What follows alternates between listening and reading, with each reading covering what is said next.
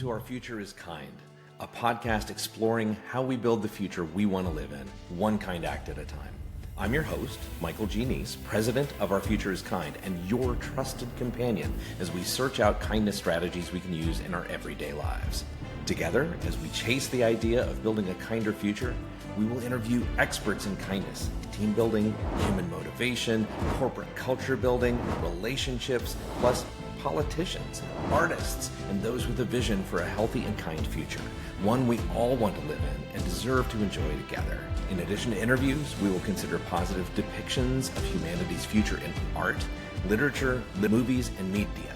And we will issue kindness challenges each week.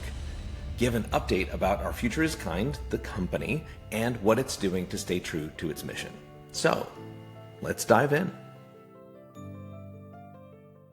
Greetings, everybody. We're so glad to have you with us today. I am really excited about today's guest.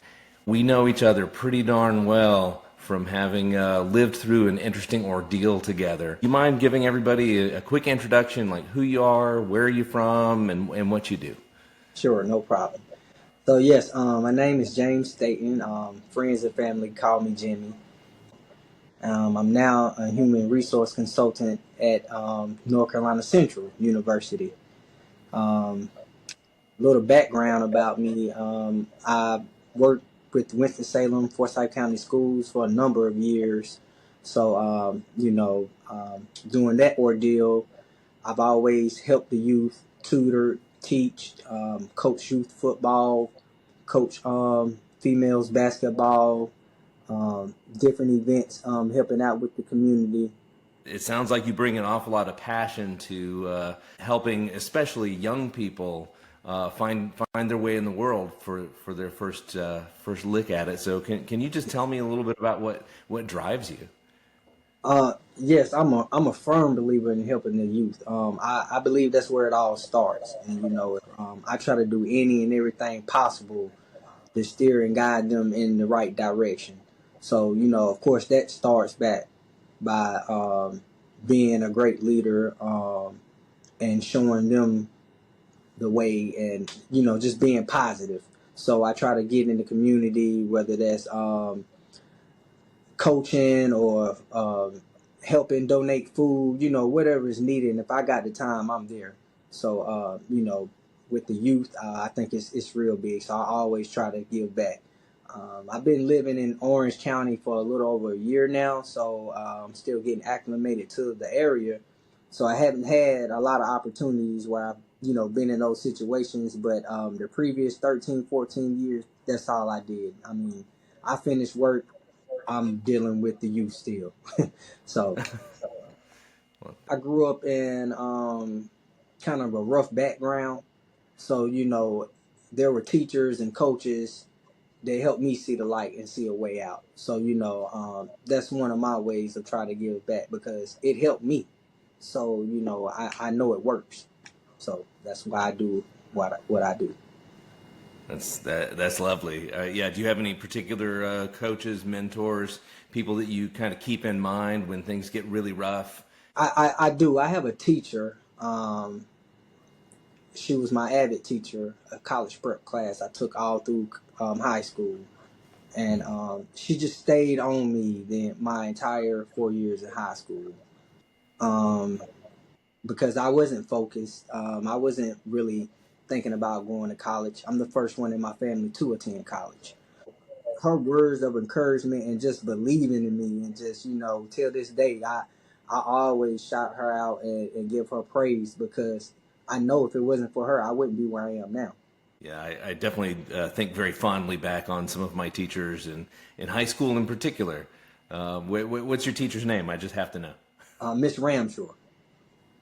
Wonderful. All right. So what drove you out to Cherokee, North Carolina, that fateful week of Hurricane Helene?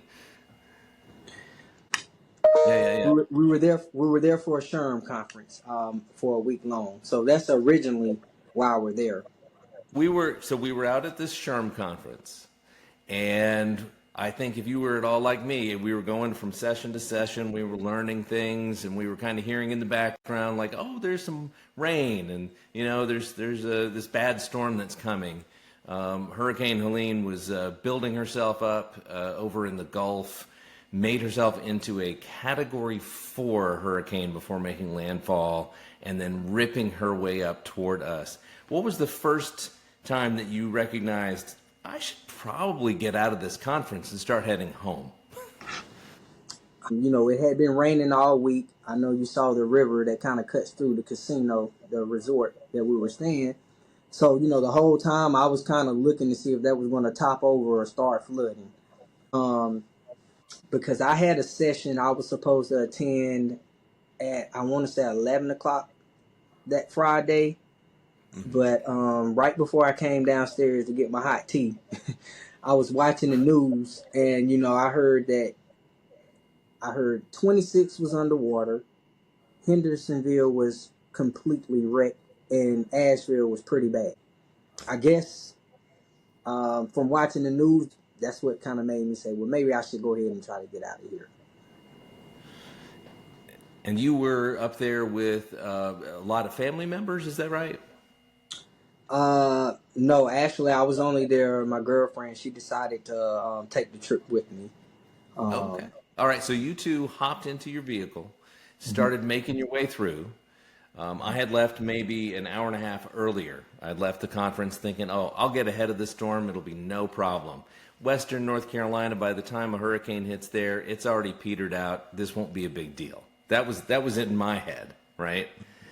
And so I went out and encountered bad traffic, everything shut down on I-40. After dodging some trees and then some tractor trailers that were dodging the trees, I decided I was going to pull off. Where exactly were you pulling off? What made me get off I-40 was the gas situation. Now, this is before I knew about the mudslide. I believe Canton. That's when I realized that it was bad. I looked to my right, and all we saw was like a roaring river, just taking houses and cars and anything in its path. At that time, I didn't have gas. That was one mistake that I made, and I will never do again. I'm always going to gas up before I leave somewhere. But, coming out of Cherokee, they still had power, gas. It wasn't a lot of damage. So it was when I got to Canton, I realized that it's pretty bad. As I got to Asheville, that's when things started going downhill, like even more. Of course, I passed the Biltmore. I could kind of see some of that underwater. I didn't see a lot of the damage up close in hand, but from where I was, I could see it had been flooded. And I got to Black Mountain. I'm searching for gas. This is when I got off one of the exits in Black Mountain. The entire street was just white. Another scene where I seen cars and just stuff floating down as it was a river. And this is in the middle of the street. So when I got to the gas station and pulled in, I had 6 miles to empty. Right. It was quite an extraordinary situation. Yes. Were you also losing your GPS signal and your ability to communicate with the outside world on your phone? Yeah. So at that particular time, I didn't really need my GPS because I'm a little familiar with the area, so I didn't really need the GPS. But phone service, most definitely. As I got closer to Asheville, like little to no service. And I'm not going to lie, I started to panic a little bit when I saw that I wasn't going to have no gas to get out, and I couldn't get any good phone service. Yeah. So sorry. So paint the picture for me, Jimmy. You are recognizing that you are in a bad spot. It's night is going to fall at some point. You are now stuck at a gas station, hoping, I'm assuming just like everybody else, that the power would somehow miraculously come back on and allow you to pump some gas. But just paint the picture for me. It's you, it's your girlfriend, you're in your vehicle. What are you seeing around you? Who else is there? What's going through your mind? I was trying to keep my girlfriend calm because I can see in her eyes like the unknown, the uncertainty. She didn't know what was going on, so just a frightening look. But around me, it was just pure chaos from when you drive and looking at people standing on side of the roads, from the rescue, firemen trying to take the raft boats and put them in the middle of the street. This is not something you see every day. Someone getting life rescued on a lifeboat in the middle of the street. Yeah, so like I was saying, just seeing all the policemen and firefighters trying to rescue people, get people out of water. That was my first time seeing houses covered completely. The water to the top of the roof. I had never seen anything like that besides on TV. So it was just like a big eye opener. I was just in total shock from that. But when I got to the gas station, I found some people that were in the same boat as me, and we just all kind of, comfort one another because there was a lot of folks that were scared. Once again, just not knowing and not being able to communicate. So it was quite a bit. Just to take a half step back, I had not yet arrived quite there quite yet. So I was still trying to make my way as far on I-40 as I possibly could, and eventually fell asleep on I-40 overnight. Right. And eventually we met that next day. Day. Yes. So what were the things that you were doing with the other people who were around you? I mean, how did you kind of form a community if that's what was going on before I even That's got there? that's exactly what was going on. The community forum, just everybody trying to seek for information. Um, because some folks had a little bit of information about this, some people knew about that. So just seeking information. That's when I found out about the landslide. That we were an exit or two from the landslide, and had found out if I would have left at the time I was originally going to leave out, because even though I said that, hey, I'm not going to go to this 11 o'clock session, I still left almost like 30 minutes to an hour to what I really originally said. Okay, I'm going to go ahead and get out of here. But come to find out, if I would have left at that time, it's a possibility I could have been right there at the mudslide as it was coming down. So just once again, the unknowns and uncertainties, that and seeking information is what brought us together, because I got out the car automatically, like asking questions. So that's what brought us together. I think I arrived at that gas station around 12 that day, Okay. and we didn't have any food. We didn't eat before we had left Cherokee. So food was another thing. Water, just some basic necessities that people may need when you're in those situations. So, I think a couple of us had came to mind that, it's time to get in survival tactic, because we don't know. So, in search of food, communication, all that. That's what brought us together, and we used one another, each other. Maybe someone, because I heard that it was only a certain amount of phone providers that you could get service. So some people, they couldn't get service at all. And with Han, you can use my phone. Hey, I have a bottle of water. You know, it was all types of situations like that. I think I even talked to a guy. His family had a APB out on him because they hadn't heard from him, and he just simply didn't have nobody where he can call to let them know, hey, I'm okay. I'm not missing or anything. I'm okay. So I let someone use the phone to do that. So just when you're in those type of situations, it's best to be with a community than by yourself. You got better chances. Yeah, for sure. And Was there anybody in your little tight knit community? I mean, tell me about it just in general. Was it like Yes, 10 yes. people? Was it 15 people? And was there anybody in that group that you were kind of worried about? Not well. Yes. The guy Ty, I believe he's from Pittsburgh. I was a little worried about his family because it was him, his girlfriend, and their three kids, and the newborn was only like I want to say maybe 8 to 9 months, and they Wow. didn't have formula. So that right there was that was like one of the first missions that that we were on. When he mentioned that the baby didn't have formula, and of course everything shut down, we already kind of prepared like, okay, we're stuck here.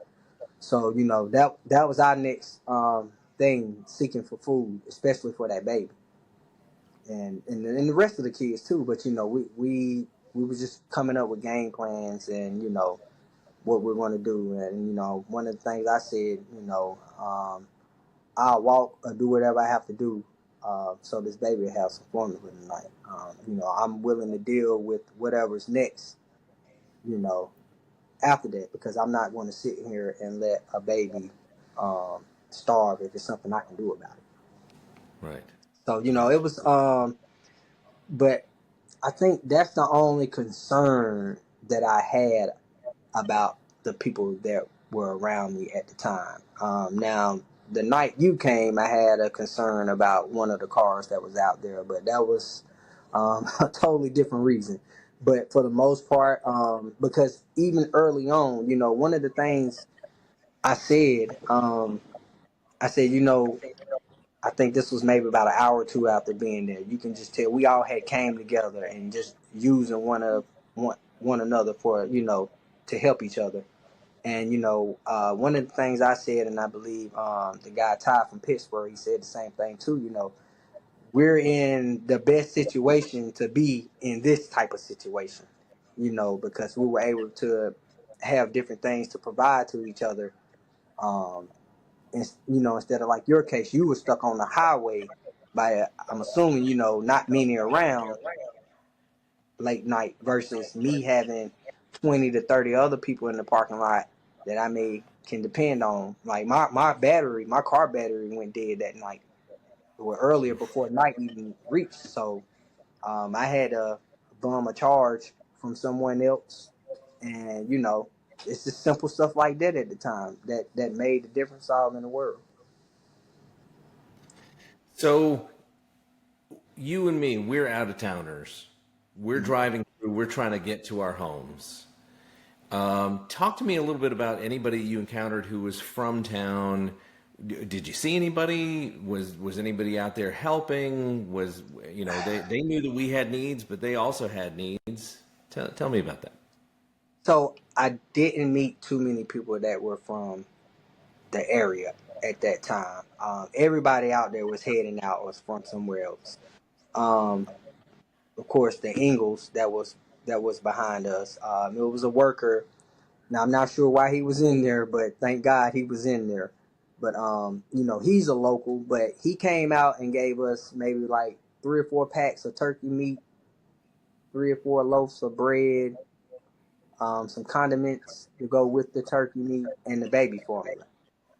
So he was a local, and just talking to him and just thanking him and everything. He just said, I'm just trying to do what I can to help out. And at this time, it wasn't a lot of people there, but he helped us tremendously because that's the only thing we ate that day. I think I had 2 turkey sandwiches, and I'm thankful for it. But we had to spread it amongst the parking lot so everybody could get something. So and then I I met more locals coming down from Chimney Rock, and I think it's pronounced Swanoa. I'm not Yes. 100% sure if I'm Yes. Want to pronouncing know that it? right. Yeah. Yeah. I met some people that had some nightmare stories that they had experienced. One of the guys I was talking to from Swanoa, I guess the way his house is leveled. He said he watched pretty much all his neighbors in the entire neighborhood and community be swept before his eyes, like just a raging river in front of him. But he somehow made it down and went and checked on his friend and got him out, and they had made it to the gas station. I met another guy. He was, I want to say he was from maybe the Morganton area, but his family was in Canton, and he went up there to check on his family and ended up getting stuck in water in his car because his car broke down out there. He never left with us that night, but he got out. Him and his girlfriend, they went somewhere else. But he was pretty much a local and had went through some chaos being trapped and ended up getting out. So I did meet a couple of people and heard some of their stories, and I just was just feeling bad, especially we were right off Highway 9. And a lot of those emergency vehicles were going straight up the Chimney Rock because that was another alternate route out. But of course, the whole road was washed out. So the little bit of people I did, I did hear some of their stories and felt bad and said a small prayer, because I can only imagine. And I know I saw some damage, but those folks were actually hanging on for their lives trying to get out while seeing the damage. So that's a major difference. Right. And did you catch wind of there was a hotel that was nearby that apparently had prepared a lot of food, knowing that the storm was coming and was going to knock out power? Did you catch wind of that and get over there to get any of their food? So yes, and I think is that the point when I know I saw you in the line, if I'm not mistaken. Yeah. So I found out about that around, I want to say that was between maybe 3 o'clock. Because the whole time we were waiting, we had heard that the mudslide was going to be cleared by 5 o'clock that Saturday. So Right. Around 4 o'clock, I heard there was a news conference and they said that 40 wasn't going to open. But it was around that time, a guy in a truck, he was local. He came and told us about food being at the Monte Vista Hotel in Black Mountain and in the shelter. So, Mm-hmm. a couple of us carpooled to the Monte Vista Hotel, and we decided not to really utilize the shelter, knowing, I can't really speak for no one else, but I wanted to kind of leave that open to the locals. We still fresh in this, and I was still optimistic. Yes, it was the Monte Vista Hotel that had food, and we also learned about a shelter being down the street. But we decided not to, utilize the shelter due to the magnitude of damage that was around us. A lot of us said, let's leave that for the locals. If we're here more than 2 nights, then maybe, because we did have kids and young babies out there in the lot. So I did make it to the Monte Vista Hotel, but unfortunately for me, they had ran out of food. Um, so I was able to split a grilled cheese and a little bit of tater tots with my girlfriend. So one of the best grilled cheese sandwiches I had in my life too. So I don't know if that's because I was hungry or that grilled cheese was just really good, but I'm gonna stick with it. It was just really good. I'm sure it But was made with love and kindness, and I think that counts yes, for a yes, lot. and those folks, they're like one of the things I want to do. I just want to go back and just show my appreciation to some of the folks. I'm not sure if they worked at the Monte Vista or they was just there helping, but I know they were asking anybody, any businesses that could just bring food to bring it, and they would cook it. So those are the type of people we need in the world. Like they stepped up in hard times. Even from the guy that was at the Ingles grocery store. I know they had some concerns with the manager there about giving out things, but that one that one worker at the Ingles, he did try. So That counts for a lot. Yeah. So yes, so you're eating your half of a grilled cheese sandwich and a couple of tater tots, and you're just thinking, Night is falling again. So So, put me in that space with you, because I want to hear what you were thinking. so that night was a little different than the first night. The first night, the temperature dropped about 50, 51, I believe. So it was just trying to get some rest and just mentally shut down for a little bit. The rest.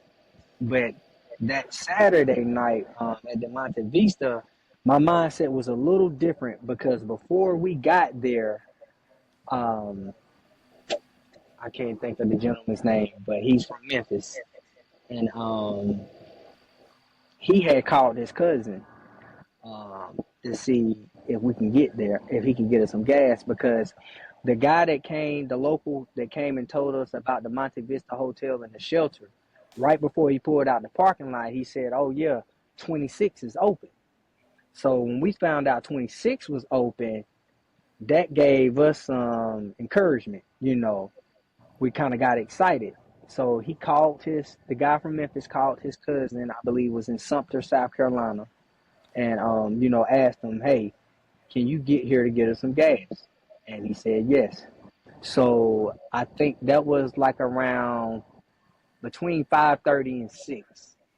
So when we got to the Monte Vista, we're now coming up with a game plan on, okay, what we're going to do and try to get up out of here if he can make it to us with the gas. So, and at that time, we knew his estimated time of arrival would be around 9:15. So we were playing the waiting game at that point. So I was a little bit anxious, a little excited, just like, okay, here's the next chapter of this story. If he get this gas here. So honestly, I wasn't thinking about spending another night there because of that. I'm just like, he's going to get here with this gas and we're going to make a way out. That was my mindset, So Yeah, no, it was a little bit of hope right when we all needed it. So yes. one of the pieces of information that just blew me away was when we had this worker who was there to try to help repair power lines. I don't know if you overheard any of that conversation or you were any part of that, but he had mentioned that a lot of the guys came up and they didn't have GPS. So they had directions kind of written out on where to turn, to go left here and right there and go another 3 miles and all of that. But then they'd encounter a road that was gone or that was blocked by trees and they couldn't even get to the power lines. And so he was telling us that a lot of the people who were there to repair the power, that they were getting lost because then once their directions ran out, they didn't know where else to go. So they would kind of backtrack. And so then the rescuers were trying to spend time trying to find the power repair people to try to rescue them. So were you hearing any stories that were like that kind of confusion and chaos too? So I didn't hear that story, but I experienced it myself because when I left the gas station that night to get gas, that's the same thing I had to do because, like I said, I'm familiar with the area, but the particular route we took, I wasn't as familiar, and it was like roads gone and pitch black dark, signs down. So we had to write down different little landmarks and things that I saw in order to try to make it back to you all. But I didn't have to use that because I did something else. And, I get on into that later on in the story.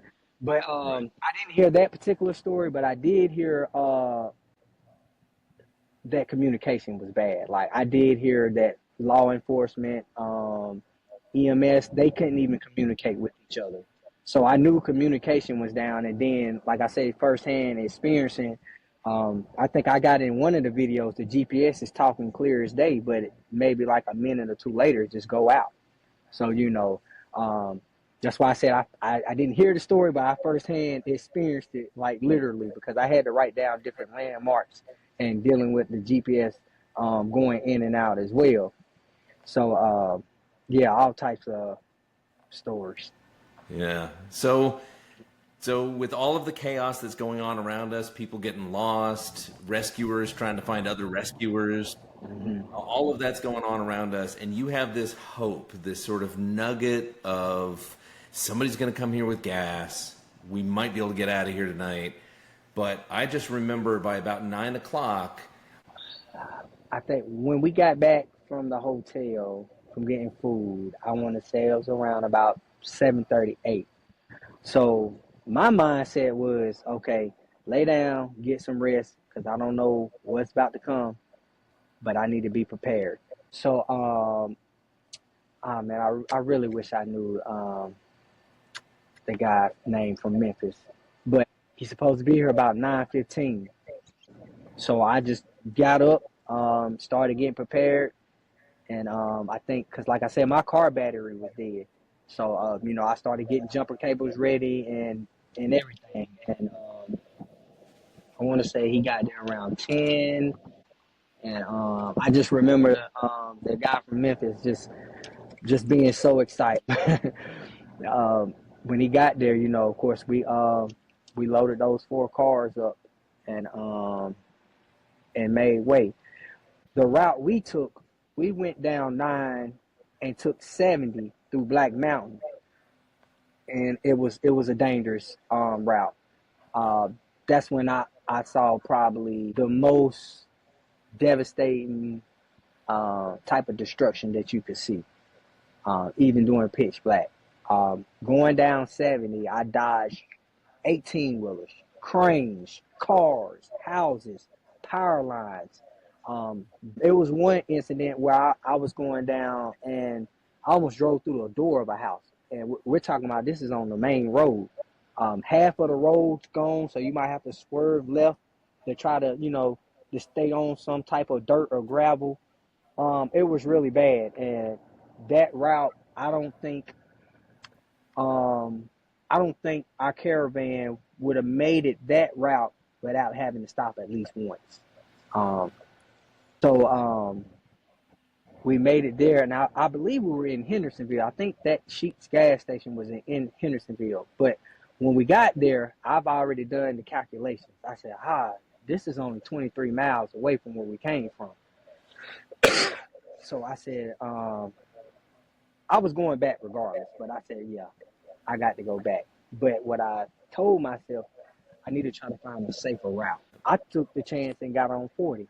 And thank goodness I did it, because it was a lot safer. When we got to the gas station, I filled those tanks up and I headed straight back. No hesitation.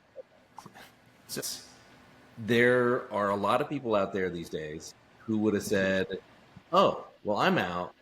Good luck to all those other people. Farewell. And would not have, made that decision to go through those treacherous conditions to try to come back to help more people. Where do you get that? Where does that come from in your background, inside your heart? What inspired you to come back, even though you knew it was really dangerous? I've always been the person to try to help and, want to do better, want to make the world a better and safer place. But when I first got to the BP that Friday, it was just something in my spirit telling me, okay, you're here for a reason. I've already prayed that I got there safe, and I prayed that I was going to get home safe. And for the most part, I was still safe. So, and I knew that I still got a home to go to. I'm going to get out of here. I don't know when, but I'm going to get out of here. I'm going to make it. It's people around me that's in way worse conditions. So you are here for a reason. I'm here for a reason. That's the only thing that kept going through my mind. I can't explain it or know why.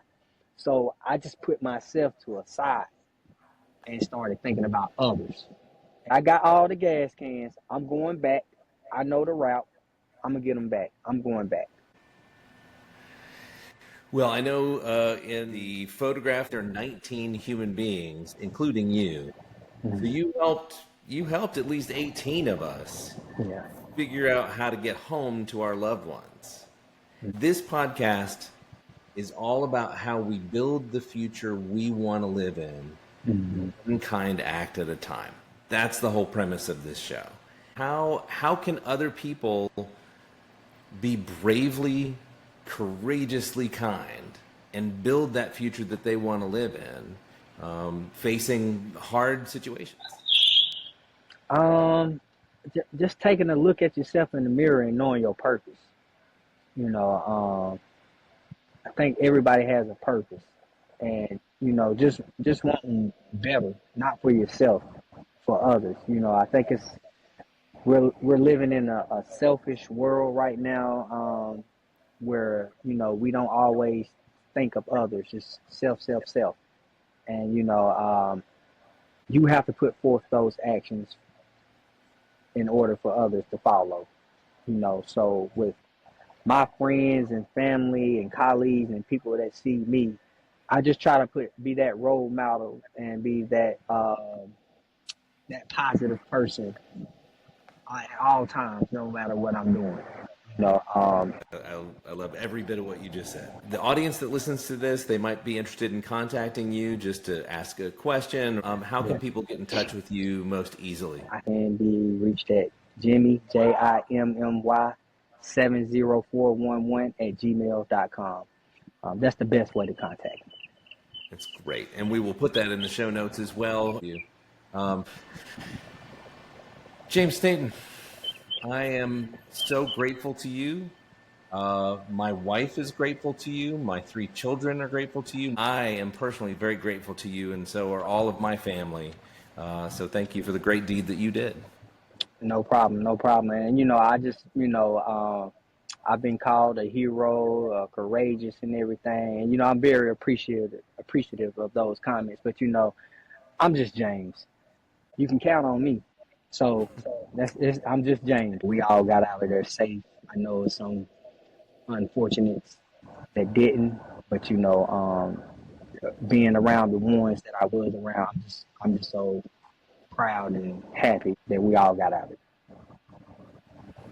Well, you heard it here. If you're going to be building the future that you want to live in, one kind act at a time, a good first step might be calling James.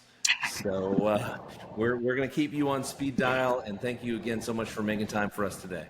Anytime. What an honor it was to have James Staton on this episode of Our Future is Kind podcast.